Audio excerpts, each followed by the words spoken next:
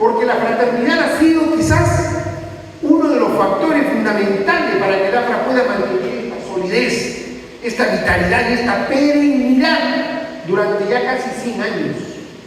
Por la que fraternidad es hermandad que nos conjuga en torno a un ideal de justicia, porque la hermandad es ese afecto común, esa comunidad de vinculaciones emotivas por un ideal, racionales por un ideal. Nosotros los apristas somos hermanos en un proyecto histórico de justicia social. Nosotros los apristas somos hermanos en un proyecto de desarrollo del pueblo. Nosotros los apristas somos hermanos por un proyecto de educación con calidad, donde haya alimentación para nuestros niños, haya futuro y dignidad para nuestros mayores. Esa es nuestra gran hermandad espiritual en torno a un proyecto Perú. Pero también nuestra hermandad está cimentada en la acción. En cada paso que demos para trabajar de manera conjunta en beneficio del país, y tendremos que trabajarlo orgánicamente, nuestra responsabilidad mayor es mantenernos unidos, porque somos una gran familia y porque tenemos que integrarnos siempre, y porque tenemos que entender que primero está el Perú, primero está la responsabilidad de nuestras comunidades, de nuestras localidades, y después nosotros como individuos. Y para eso tenemos que trabajar unidos, amalgamados. Por eso la acción política del APRA siempre tiene que ser fraterna, de unidad. Y también y sobre todo, compañeros, en ese gran sentido que dio Soane a la fraternidad moral. Si somos una gran familia y somos hermanos, tenemos que tener un compromiso con el APRA y con nosotros mismos, en una actitud moral frente a nuestros pasos en la gestión pública, como también en la gestión personal. No se puede concebir hablar de fraternidad si no hay un compromiso moral, si no hay una actitud de respeto a lo que viene a corresponder al entorno social. Tenemos que entender, compañeros, que Aya de la Torre y los fundadores del APRA tuvieron esa visión. Por eso es que cada uno de nuestros fundadores, como el ejemplo de nuestro jefe, tuvieron una vida digna, una vida de desprendimiento, una vida de muchas escasez quizás de recursos económicos para atender algunas urgencias vivenciales fundamentales. Por eso Aya de la Torre murió pobre. Se ha recordado que Aya cobró un sol. Se ha recordado también otros hechos importantes que expresan y manifiestan la austeridad y el cuidado que tenía de la Torre en el uso de los fondos públicos. Pero no solo fue él fue el ejemplo, él fue el líder, pero todo el entorno y todo el equipo, como Priané, como Sánchez, Soane, Borrego, como los Sabroso, Fonquín, como todos los obreros y dirigentes nacionales fundadores, nadie hizo riqueza. Todos se entregaron a una causa de justicia con plena conciencia de sus actos y con pleno desprendimiento en su acción. Y eso es algo fundamental que tenemos que recuperar y recordar en el Día de la Fraternidad, nuestra fraternidad moral, porque ese es también piedra angular en el fortalecimiento de nuestro gran partido. Aya de la Torre, como se ha recordado acá, ya en parte la historia de sus orígenes, él entendió que en una situación como el país de hace 100 años había mucha injusticia, no se respetaban derechos ciudadanos fundamentales, menos los laborales. Los grandes terratenientes que ocupaban gran parte del territorio productivo y rural nacional cometían una serie de atropellos y no había nadie quien pueda poner un contrapeso frente a esos abusos. Igual sucedía en la naciente industria y algunos complejos agroindustriales acá en el norte del Perú. Pero Aya entendió que la fuerza, el espacio donde se toman las decisiones para conducir un país es en el ámbito político. Es en el ámbito político, compañeros, donde todos deberíamos participar, donde se toman las decisiones del Perú, se toman las decisiones de nuestras regiones y se toman las decisiones de nuestros gobiernos locales y comunidades. Es la política parte de la evolución humana que ha llegado en este tiempo a conformar un sistema vía los partidos políticos. Y por lo tanto, es obligación de todos los ciudadanos en comprometernos en trabajar en nuestras comunidades y hacer una labor política, educándonos, informándonos, preparándonos, porque no es cuestión solo de quejarse de lo que hace este gobierno, de lo que han hecho los anteriores, sino nosotros qué hemos hecho. Y aunque ustedes crean o no, hay una campaña demoledora por parte de las élites neoliberales para, sobre todo en la juventud, decirles que participar en política es perder el tiempo porque todo está corrupto. ¿Y para qué meterse en política? Porque la política es símbolo y sinónimo de corrupción. Pero en realidad, compañeros, lo que quieren es que el pueblo se aleje de las decisiones de su comunidad, de su localidad y de las grandes decisiones nacionales. Quieren que el pueblo no participe, no se involucre en estos temas, porque hay una estructura de poder a nivel nacional donde los grandes grupos económicos tienen manejando los sectores económicos de alta rentabilidad, y para ellos no les interesa que el resto del Perú tenga calidad educativa, tenga salud, tenga mayores conocimientos, tenga capacidad de investigar y desarrollar sus comunidades. No les interesa. Les interesa 5 o 6 sectores claves en la economía, donde está la banca, las explotaciones mineras y agroindustriales, donde están todos los servicios telefónicos y algunas pequeñas industrias y nada más. Y eso, y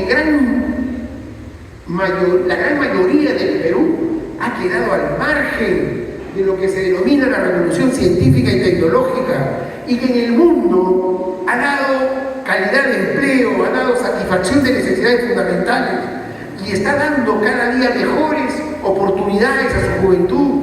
En los países escandinavos, por ejemplo, que Aya de la Torre muy bien hace un recuento de su famoso libro Mis impresiones de la Europa nórdica. Es impresionante cuando él refiere cuál era la calidad en el bienestar social de esos pueblos. Y cuando ahora comprobamos que en esos pueblos el analfabetismo ni siquiera llega a un solo individuo, donde la salud es algo que el pueblo goza con pleno derecho y donde no tiene que haber nada privado, sino todo es público. El Estado tiene la obligación de dar toda la salud y la educación. Cuando vemos que ahí la calidad y el desarrollo humano sigue avanzando, y acá en el Perú tenemos vastos sectores sin educación, vastos sectores de niños en provincias, en departamentos, sobre todo en el sur y en la Sierra de la Libertad también, donde la desnutrición infantil crónica de niños menores de 3 años llega al 60%, que es un crimen, porque esos niños que son afectados por esta falta de nutrientes no van a poder desarrollar sus capacidades mentales a plenitud más adelante. Sin embargo, nadie se preocupa por eso. Y por eso, compañeros, es que el APRA insurge. Y por eso, compañeros, es importante que nosotros participemos en política. Y por eso Aya de la Torre entendió que había que crear un movimiento y un partido político para que participe en política y para que los ciudadanos tengan dónde participar en cada estamento, en cada jurisdicción. Y por eso el APRA a nivel nacional tenía locales y tiene hasta ahora en provincias, en distritos, porque en cada comunidad necesitábamos que los compañeros se preparen, se reúnan, analicen sus problemas, vean sus temas fundamentales y discutan y tomen decisiones para apoyar las instancias de gobierno para solucionar nuestros graves problemas. La política, según Aya de la Torre lo entendió, es resolver los problemas sociales, es promover el desarrollo económico, es cuidar el medio ambiente. Y por eso Aya de la Torre se dedicó gran parte de su vida a darle esta fuerza orgánica al movimiento, que es fundamental para el Perú, porque además, como ustedes pueden constatar, compañeros, en el país no hay partidos políticos. Podemos llamarle asociaciones privadas políticas o clubes empresariales políticos o lo que sea, pero no son partidos políticos. Son movimientos, grupos con dueños, donde el que ha puesto la plata para inscribir el partido, como en el caso de Acuña, de Pepe Luna y otros tantos, son los dueños intocables, los que hacen y deshacen del partido, los que imponen las decisiones que se tienen que tomar sus congresistas en el Congreso.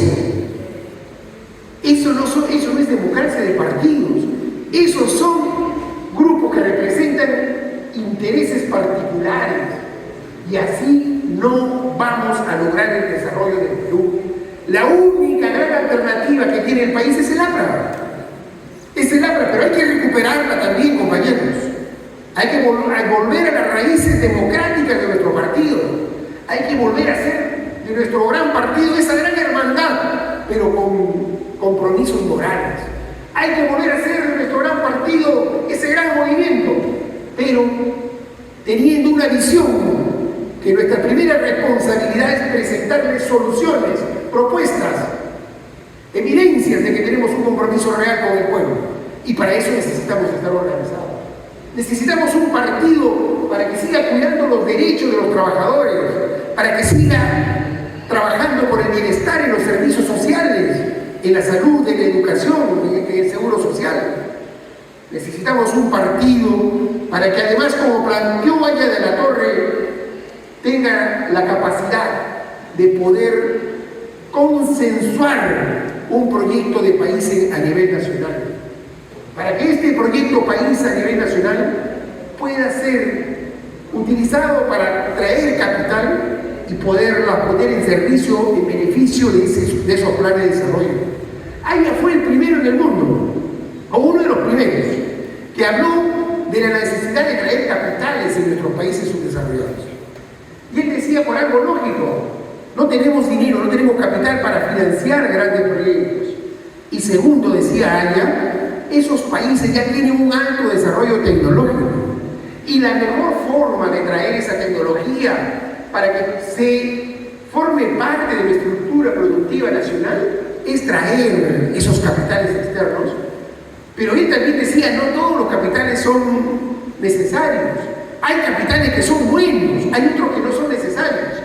Y él decía, por ejemplo, que en los planes de desarrollo, proyectos que tienen importancia estratégica en el desarrollo nacional, como proyectos que traen transferencia tecnológica, deberían ser prioritarios. Miren, eso lo dijo desde el año 1928. Y sin embargo, Corea del Norte, Corea del Sur, en el año 60, aplicó esa receta. Desarrollaron un plan de gobierno, un plan de desarrollo, y dijeron a los capitales, vengan a invertir en esta línea de producción. Y a las empresas que vengan, a los capitales que vengan, tienen este tipo de incentivos. Los primeros 5 años, los segundos 5 años, 67, 72, otro nivel tecnológico, y que vengan otras empresas con mayor tecnología para estas ramas industriales. Y así fueron creciendo. Y ahora Corea del Sur, ¿qué es? Es un país que tiene casi igual o más alto el ingreso per cápita que Estados Unidos. En el año 60, Perú era más rico en el término de ingreso per cápita que Corea del Sur. En el año 60. Ahora ellos nos llevan 5 veces más el ingreso que nosotros tenemos per cápita. ¿Y eso es por qué? Porque supieron aplicar políticas donde el Estado fue el rector, donde el Estado fue el que concertó fuerzas en torno a una estrategia de desarrollo. Igual lo ha hecho China. En los países de la Europa nórdica, la presencia del Estado es gravitante y es también concertadora. Trae o llama a los capitales para decirles, estas líneas son importantes y nosotros podemos ayudar en financiamiento para tal línea de desarrollo. Entonces, compañeros, ese cuento que nos han vendido el neoliberalismo en América Latina, de que el Estado no debe intervenir y que no debemos sacar las manos, eso es falso. Hasta en el propio Estados Unidos, que es el país que más invierte en